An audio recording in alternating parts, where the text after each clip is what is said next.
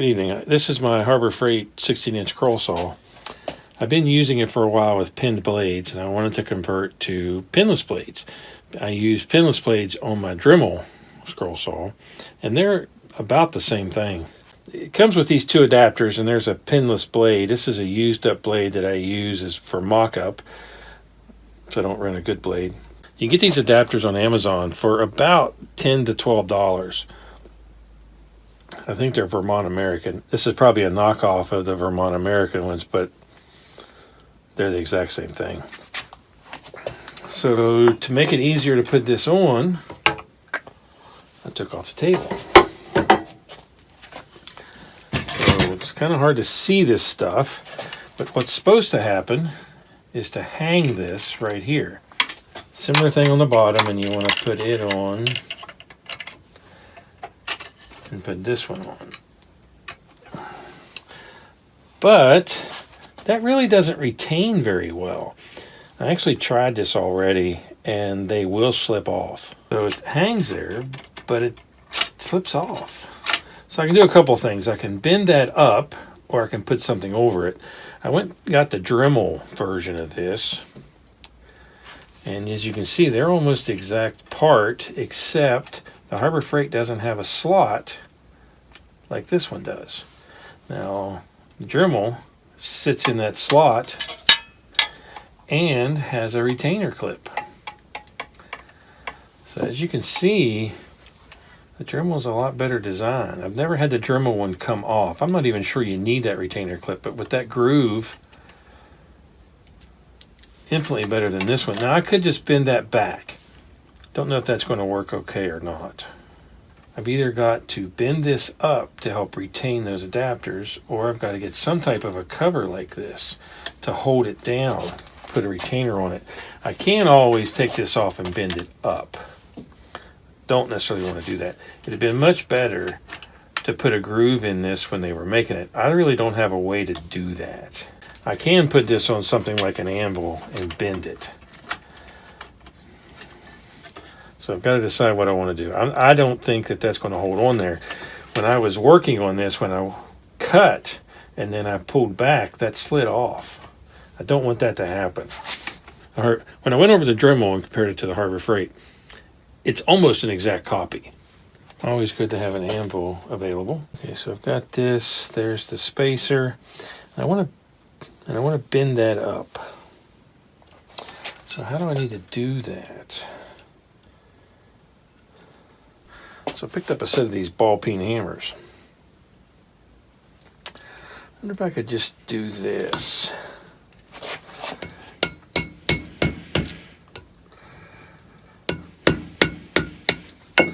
Hey, there we go. That's a lot better shape.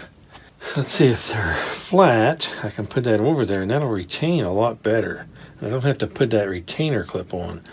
I might end up doing the retainer clip anyway, so that's not that bad. Picked up these ballpoint hammers for just such an occasion, and they actually work out pretty good. Okay, the Dremel provides a hole down here to get a tool up into this. This one doesn't, so I've got to use an Allen wrench on the short side. And that's a little awkward because there's not a lot of swing room here. In case you guys are wondering, it is warmer, but it's still pretty cold in the shop. I don't have heat in the shop. So same problem, it's flat there. And as you can see, what I've done is I put that bend in there, and it's going to be retaining it a lot better. It's going to make a big difference in retaining it. So I've got my anvil. It would be better to put this in a vise. I'll be the first one to agree with that. But that's not very convenient for me. So I'm going to do this. It'll be a lot easier with a vise. Something to hold that, but this works. So did I get those about the same? Pretty close. This one might need just a hair more. Now pay attention that you don't overdo this and break the part. That's about the same on both of them. So let's start putting it back together. That's actually pretty good.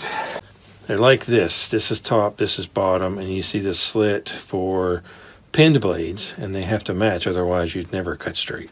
Okay, so there's a spacer to keep that from collapsing. There's really nothing to do but get in there and do this. And you won't be able to see very well, but I'm just holding it like it was, turning that screw up in there. I'm gonna get that as far as I can with my fingertips, since there's such a small turn radius on that Allen wrench.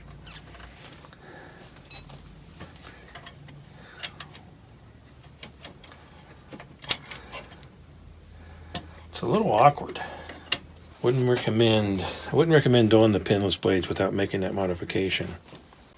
I want to get them good and tight because I don't want those turning. I have to do an adjustment when I'm done to be sure they're straight up and down. If this one's off center, twisted a little, I won't get a straight up and down cut. I'll eyeball it right now. I'll probably have to update that. Okay, so next. So I'll take the piece, put a spacer in.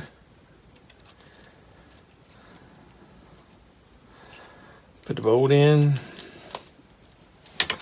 mount this. Just to save time, I'll use my fingers to thread that in. And then I use the Allen wrench to do the rest of the way.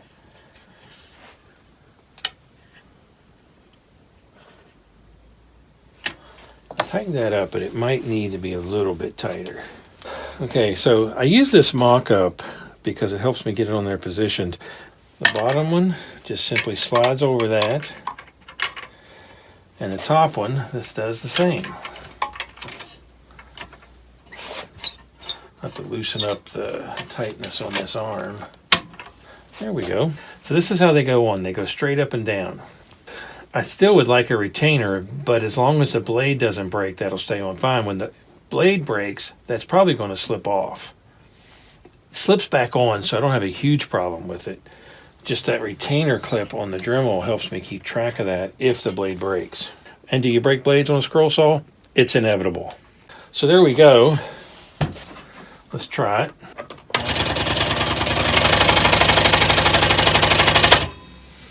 Okay, there's a lot more to put back on this. By default, you'll want to put it in here, but that won't work. It has to be in the end. Okay, the first thing you should do is take those two set screws, one from each side, and put one of them so it's right in the middle. If one's in the center, I'll take the other one, I'll loosen it enough to get the blade in that slot, and then when I tighten it, the blade will be in the center. Helps a lot with adjustments if you start out that way. I got on Amazon and got 5 dozen variety pack, and I think it was about $22. And you get 5 different varieties, a dozen of each. So I figured out that if I take one of these and I put in a vise,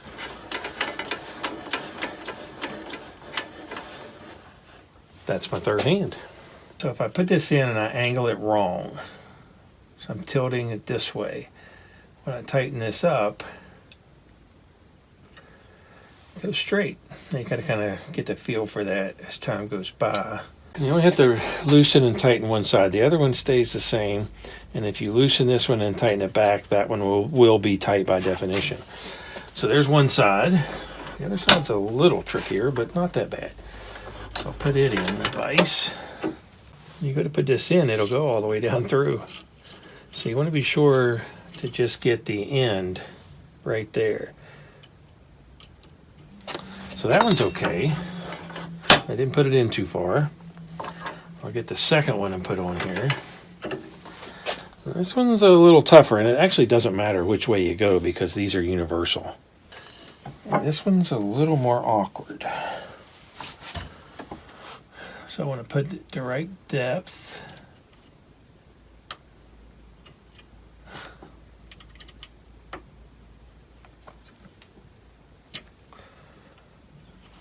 So is that pretty close? No, because it didn't twist as much as the other one did. Now, if you don't get these lined up, you're not going to get a straight cut. You're going to have a slope.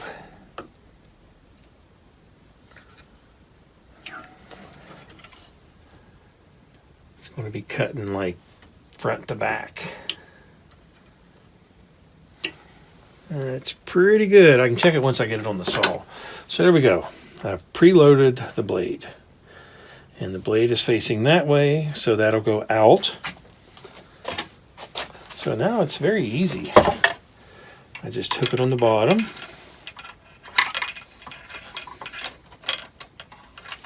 There we go. Now I loosened the tension quite a bit. So I just want to set that on there.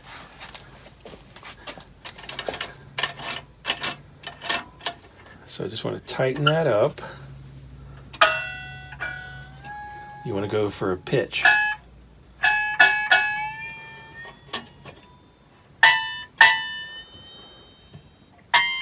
Funny thing is, if you don't tighten it enough, it won't cut good. If you over tighten it, it'll break. I want a very high pitch. And by the way, I'm basically tone deaf, so kind of playing it by ear. I'm looking at those and I like the way it's up and down, 90 degrees, side to side looks good. But I'll do a test cut. I think that bottom might need adjusted. Okay, so I plugged it in. And I highly recommend you wear safety glasses when you do stuff like this. If that came off, it could shatter. I buy safety glasses by default.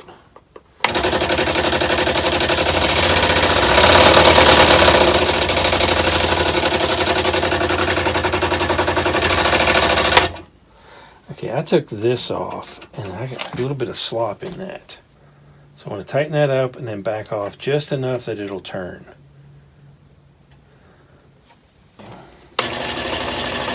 See, just tightening that up made it a lot quieter. Means it's working better. The more noise you get from that, the more it needs tuned. Feel pretty confident that's not going to slip off. I actually put it on without bending that, and I was using it, and as long as you're pressing in, you're fine. If you get any tension on that blade from pulling back, it'll come off. I want to say it could come off. It did come off. So by tuning that a little bit, I got this a lot quieter too. Well, let's do a cut.